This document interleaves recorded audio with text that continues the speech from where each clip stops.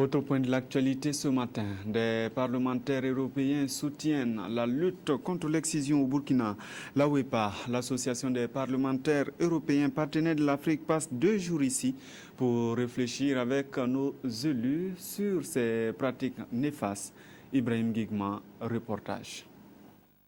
Des mutilations génitales féminines, chacun des députés dans cette salle en a déjà entendu parler.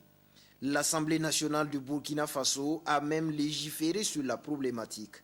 Il s'agit donc, au cours de cet atelier national parlementaire, de se doter de nouveaux outils pour avancer dans la lutte jusqu'à l'éradication totale du fléau.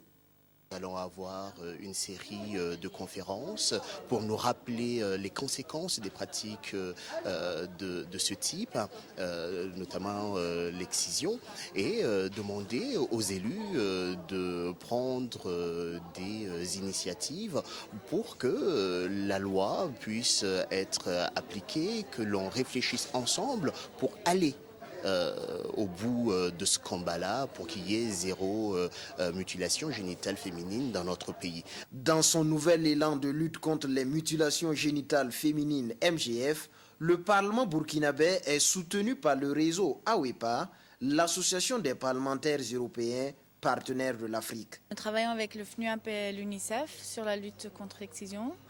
Et notre rôle, c'est d'appuyer les initiatives de cette commission et surtout de répondre aux demandes de renforcement des capacités et aussi de mettre en évidence ce problème en Europe. Selon les chiffres du Fonds des Nations Unies pour l'enfance UNICEF, toutes les 10 secondes, une fille subit une mutilation génitale quelque part à travers le monde. Le Burkina Faso est l'un des rares pays de la sous-région en avance dans la lutte contre les mutilations génitales féminines MGF et son Parlement est un pionnier dans l'adoption des lois anti-MGF. Pourtant, aujourd'hui encore, le taux de prévalence dans certaines régions du pays atteint des pics.